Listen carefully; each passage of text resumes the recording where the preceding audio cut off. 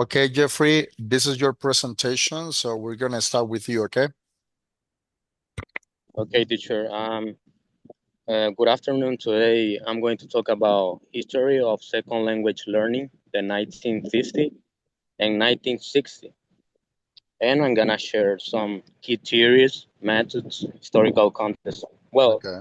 in the first page, it reflects the World War Second era, increased need for foreign language learning, military, diplomatic, and educational demands, growth of linguistic and psychology as sciences.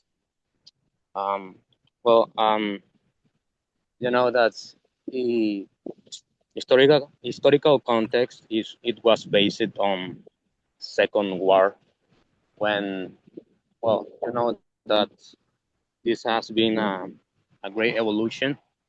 Uh, the second page it says behaviors and language learning. It focuses on dominant learning theory in the 1950s, associated with B. B.F. Skinner, learning seen as, um, follow teacher. And the second page.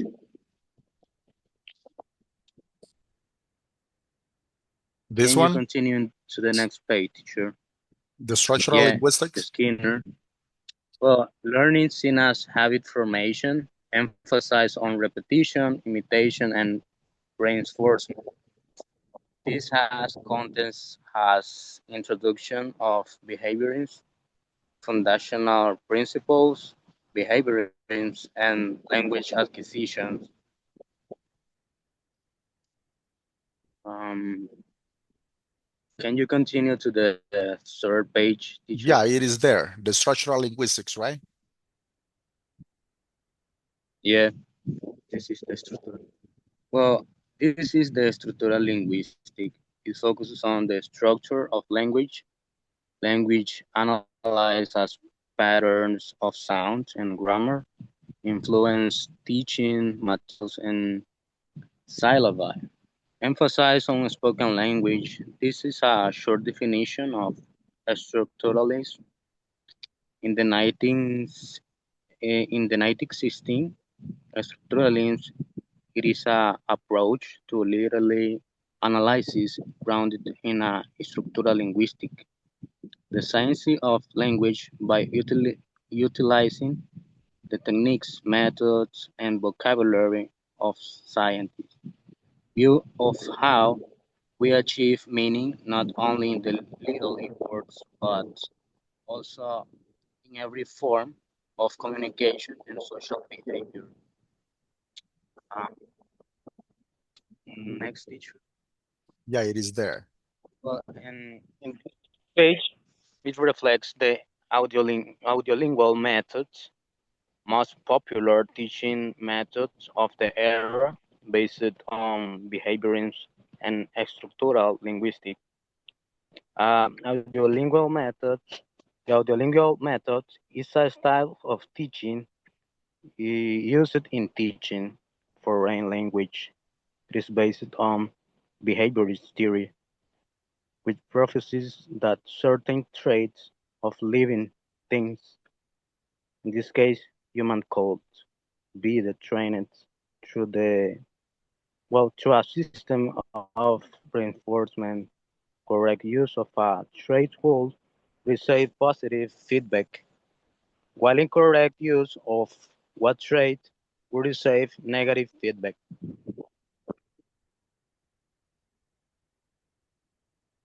We are going with the next picture, next page. Yeah, it is there. Can you see it? Well, yeah, this is a view of error. In this page, it is reflected errors seen as habits, as bad habits. Immediate correction encourages both was accuracy and native-like pronunciation. Um, Next picture. Yeah, now we got the changes in the 1960s, right? Yeah, that's it. And these are the changes in the 1960. In the first point, it is growing criticism of behaviorism. Noah Chomsky challenged habit formation theory, increased interest in mental processes, beginning of cognitive approaches.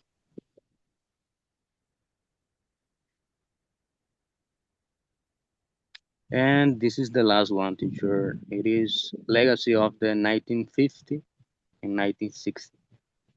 It was influenced by a strong influence on language teaching practices, foundation for later methods and theories, highlighted importance of theory and language teaching. This is teacher. Okay. Thank you, Jeffrey. There are some key important aspects that you were talking that I would you to mention in deeply, right? But thank you so much. Okay. Now we got Marcela. Marcela is here. Yes, it is. She is here.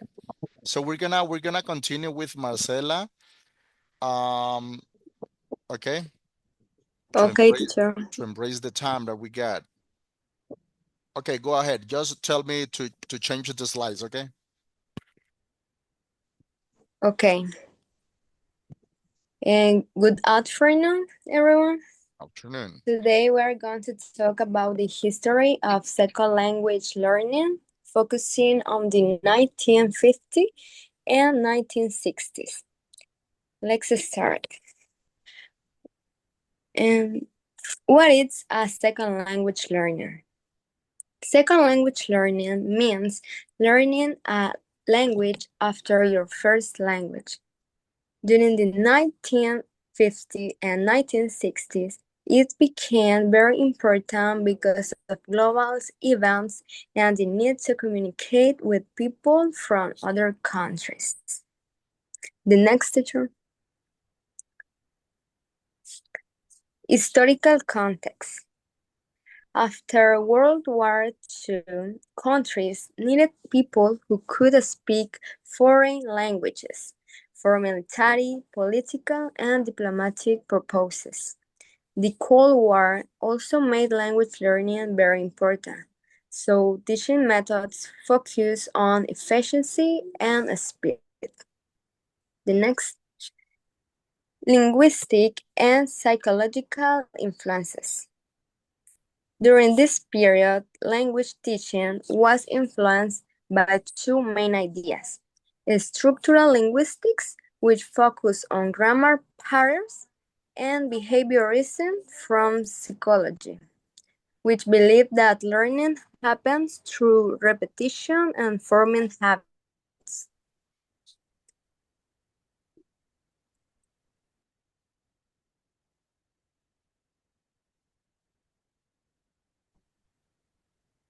Now I will explain the behaviorism. Your name is? Haley. Okay, Haley, go ahead. Okay. Behaviorism says that learning is based on habit formation. Teachers use repetition, drills, and reinforcement. For example, a correct answer is rewarded and mistakes are correct immediately. And next, audiolingual method. The main method used in this period was the audiolingual method. It focused on listening and speaking, not on using the mother tongue. Students learned by repeating dialogues and sentence patterns many times until they became automatic. And classroom example. Here's an example. The teacher says, "I'm eating." Students repeat, "I'm eating." Then the teacher changes, "He is eating." Students repeat again. This method emphasized repetition, and correct pronunciation. But students didn't always understand the meaning. Next.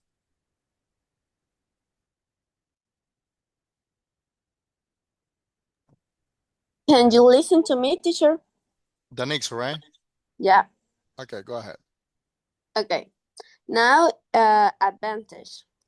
This method had some advantage. It helped students improve pronunciation, listening skills, and memorize basic sentence structures. For beginners, it was very useful because it gave them a strong foundation. Next, teacher. So, sorry for interrupting you. When you say that these are some of the advantages of the method, it's the same method that Haley was talking to, right? No. What is the method? Helped students improve pronunciation. That's a method or a principle of such method? Is a principle. And the method is? Wait. Mm-hmm. Okay. However, it also had problems. Students learning to repeat sentence but often could not communicate in real life. Creativity and real conversation were not encouraged, and the focus was more of that meaning. Next, impact and legacy. Despite its limitations, this period was very important. It gave researchers and teachers lessons about what worked and what didn't. This eventually led to modern methods like communicative language teachings, and which focus on meaningful communication. And the last one is the conclusion. To conclude, in the 1950s and 1960s, language learning focused on habits, repetition, and structured grammar, and this period shaped the future of language teaching, helping us develop better, more interactive methods today. And that's it. Okay. So something I didn't understand, but probably the principles or characteristics that you were mentioning belong to the audiolingual method, okay? Okay. Okay, thank you very much. Now we're gonna continue with Shannon. Shannon is here, right?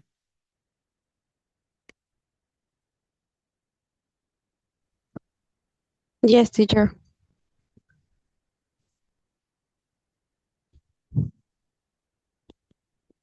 Okay, here we go, Shannon.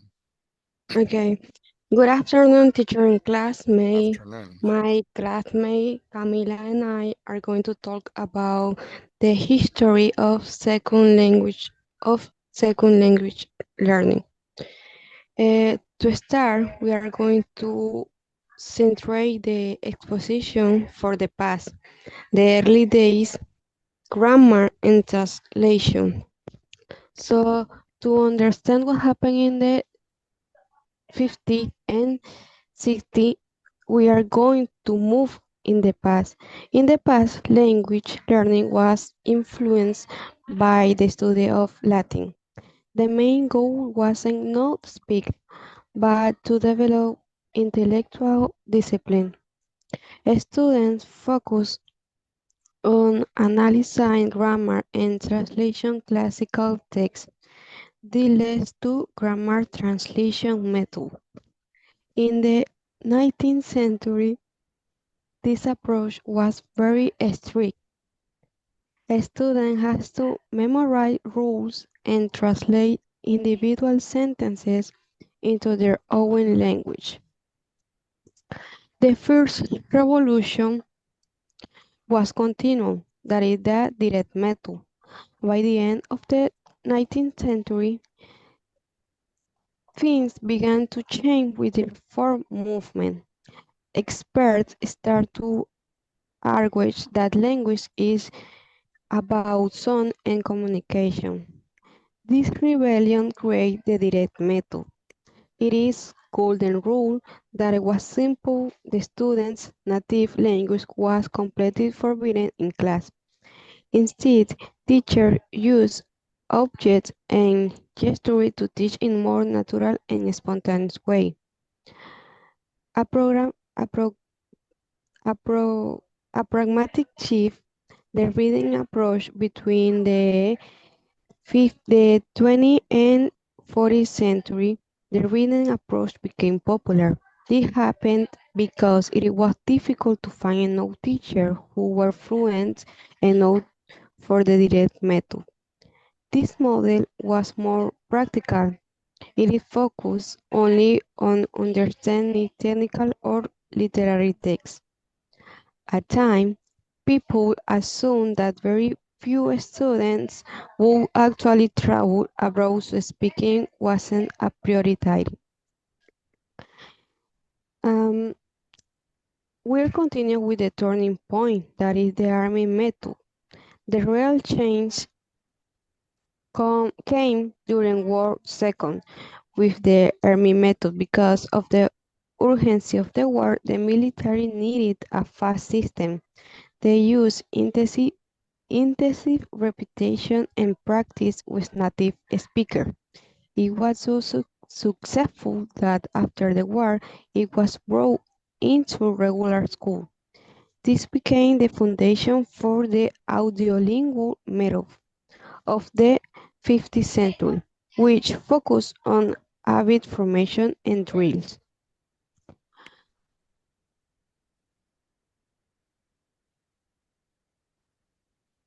The next one, please, mister. This? Yeah. In the 1950s and 60s, language learning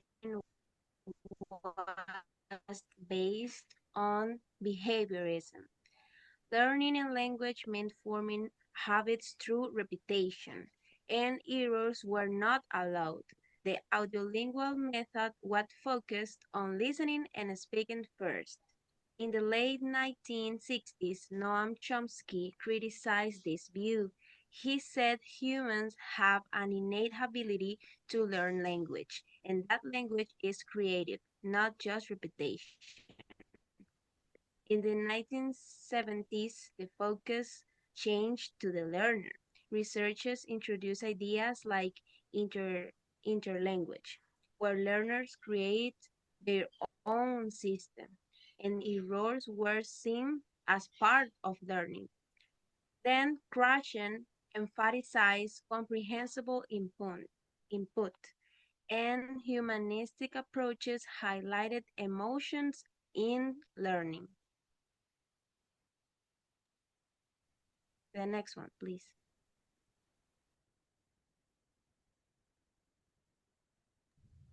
To conclusion, we can say that the evolution of this year represents a fundamental paradigm shift. We went from seeing language as a mechanical habit in the 50th and 60th centuries to understanding it is a complex cognitive process in the 17th century. While the first decades were obsessed with repetition and error elimination. The 20s, the,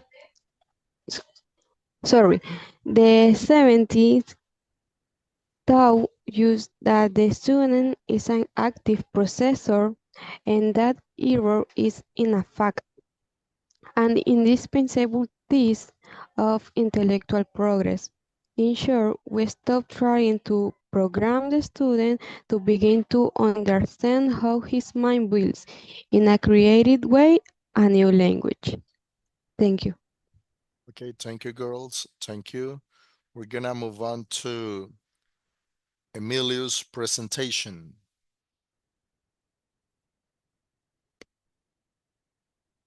Excuse me, teacher, can you hear me? Yes. Okay, perfect. So should I start already? Yeah. Wait. Is this yours, right? Yeah.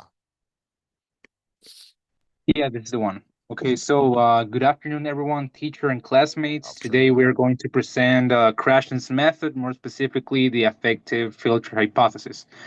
Can you go for the next slide, teacher? So this presentation will be given by this group, Ana Paula Garcia Telles, and myself, Francisco Emilio Rodriguez Carillas. So first things first, we have to establish a clear definition on what is SLA. So the second language acquisition process, mostly known by its acronym SLA, refers to the process where an individual learns a new language after the native language is firmly set. There have been many linguists and monitors who have given their input into the many theories of SLA.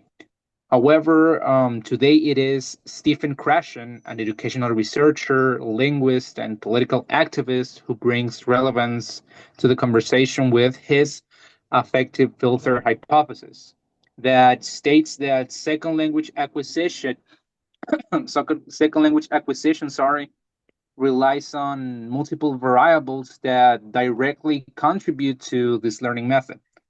Overall, he states that motivation, personality traits, and anxiety levels play a crucial and fundamental role in the success of students for language acquisition, by the way. Therefore, in this presentation, we will discuss and explain some components and contributors to this hypothesis. Next slide, teacher, please. Thank you. So, we can start with motivation.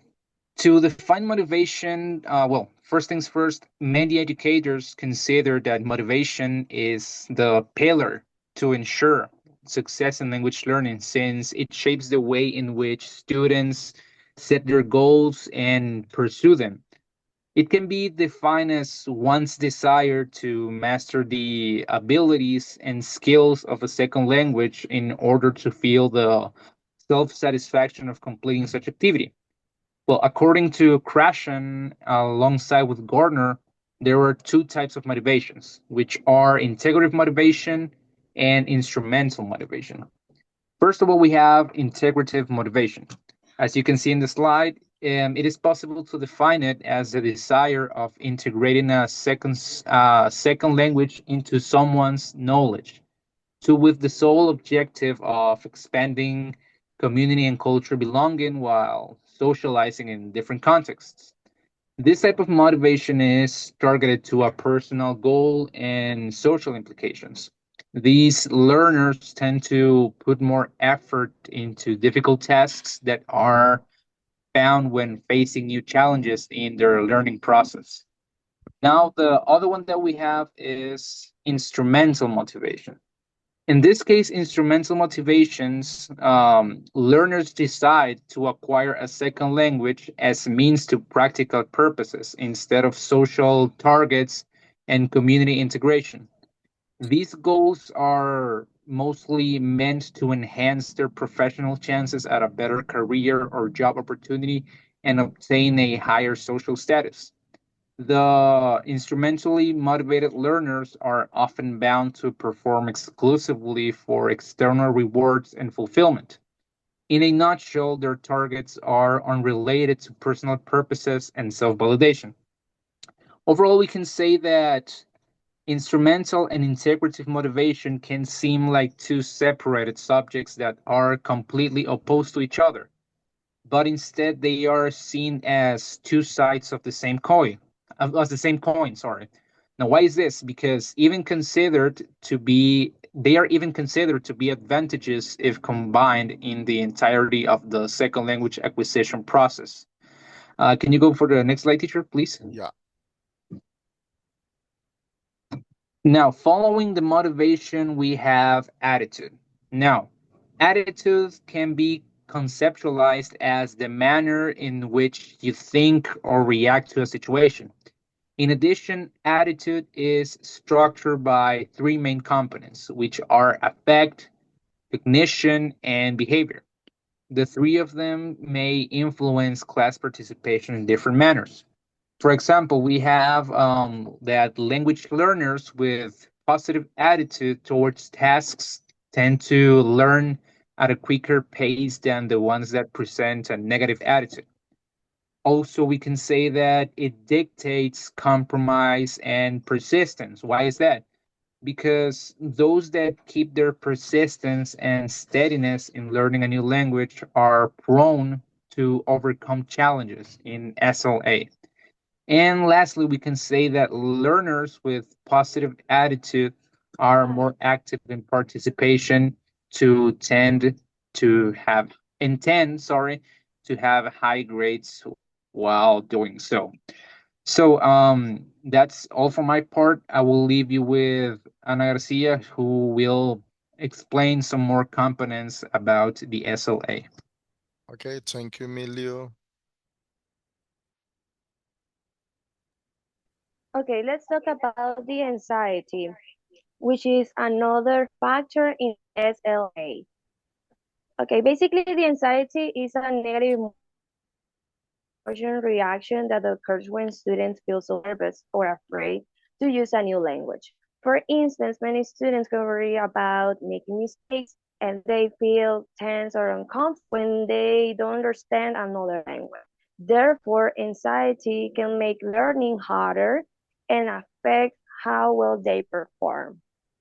So there are three types of anxiety, which are communication apprehension, test anxiety, and fear of negative evaluation. So let's see the first one, communication apprehension. Basically, in this case, is when students are shy or not confident when they have to communicate or interact with others in, right? Applying the second language. At the same time, it can appear in different situations, such as class discussions or debates. Consequently, it can limit practice and slow down language learning. The second one is test anxiety. Well, normally it's the tension students experience before or during exams. In the second language acquisition, this pressure can affect thinking and concentration. I mean, for example, students may forget vocabulary, misunderstand questions, and also struggle to answer even when they know the material or the lesson or the topic, right? Why? Because the stress interferes with focus and expression. And the last one is the fear of negative evaluation, as you can see in this slide. Well, this happens when students care a lot about what others think of their language use. For example, in my case, I feel a little bit anxious when I speak English in front of the class.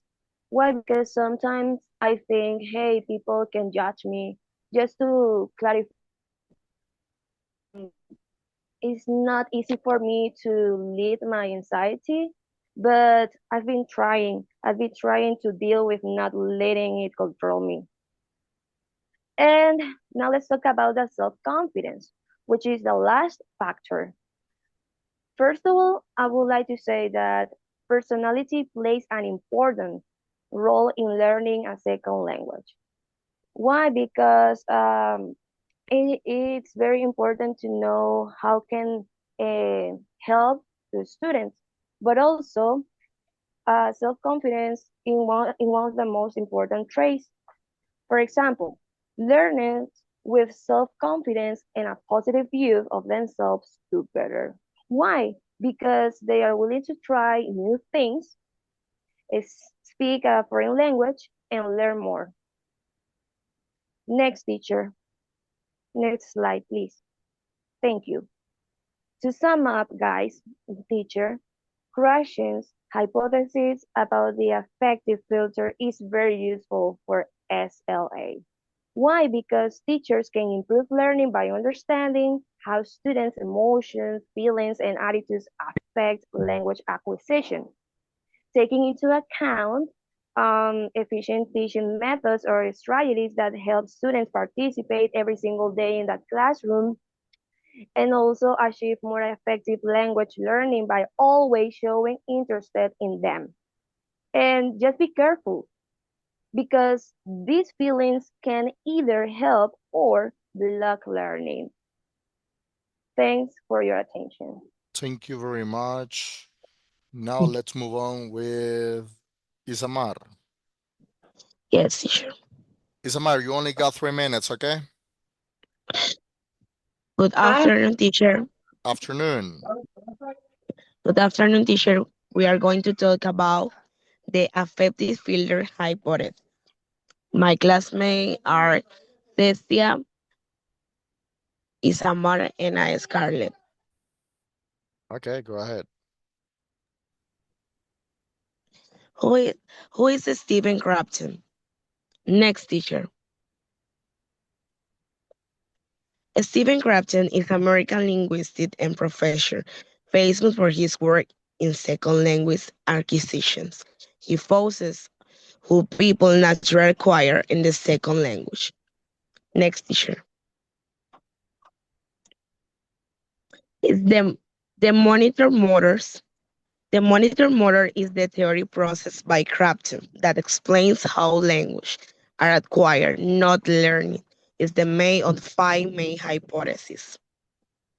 Number one, acquisitions hypothesis. Language is the best acquired through mindful and natural communication. Number two, monitor hypothesis. The learners use mental monitor to shape language output useful for any. In the put hypothesis, the learning process when exposed to language is clearer about their current level.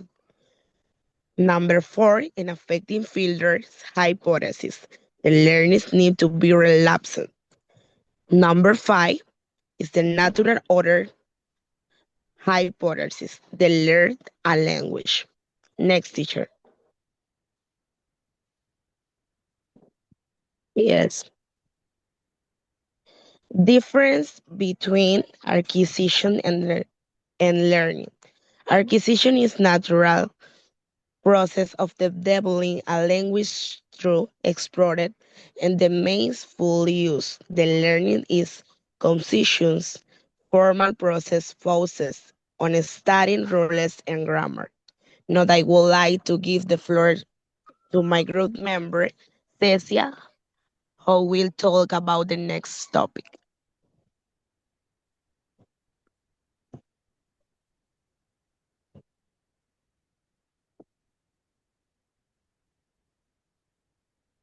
Is Cecia here?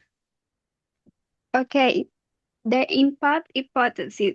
What is impact hypothesis? The concept of I plus one, characteristics of impact, role of listening and reading, classroom examples. Next, um, the impact hypothesis. Definition of the impact hypothesis. Crossing state that learners acquired a second language only when they are exposed to comprehensible input. Comprehensible input means language that learners can understand even if they don't know every word. Next, the concept of I plus one. I, the learner's current language level, plus one, language that is like more events. Acquisition happens with linear understanding input that is just beyond their current level. Next, characteristics of effective input. Input should be meaningful, contextualized, supporting with visuals, gestures, or pattern knowledge. The focus is on meaning, not form. Next, teacher. Role of listening and reading. Listening and reading are the main sources of input. Speaking is not forced. It emerges naturally after enough input. Next, classroom examples. A student understands the story even if they know every word. Example, teacher, there is a big hungry bird. Students, oh no, the bird is looking for.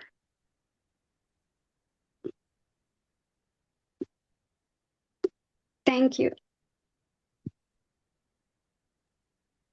Hi, so now it's my turn, and I will cover the part of affective filter, and we will start talking about what is this hypothesis about. Okay, so as Scarlett mentioned, it was proposed by Stephen Krashen, who created the monitor model. So the affective filter is one of those hypotheses proposed in the monitor model. And basically what it tries to explain is how the emotions affect the strengths, mental barriers, or how feelings and emotions can prevent them from learning a second language. Can we go to the next slide? Yes.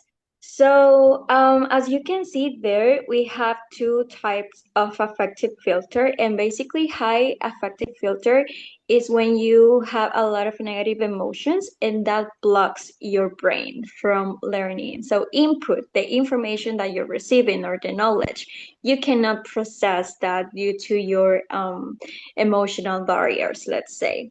And then we have the low affective filter, that is, let's say when you are relaxed, so no negative emotions at that moment, and that allows you to acquire and also absorb in a better way the language. I would like to highlight that, wait, I would like to highlight that it does not create the language, okay? So our emotions do not create the language, but our emotions control how much knowledge we allow to get into our brain, let's say, in other words. Now we can go to the next one. Great. Yes. Okay, so the main affective factors, as you can see, we have 5: motivation, anxiety, four. I'm sorry, we have 4: motivation, anxiety, self-confidence, um, and attitude. But since my classmates, Francisco and also Anna covered that, I would like to focus in the next part. Can we go to the next slide? So this image that we have here will help us understand a little bit better how the affective filter hypothesis work. So, okay, your brain is the the most important part here. That is the language acquisition device, as you can see in the image.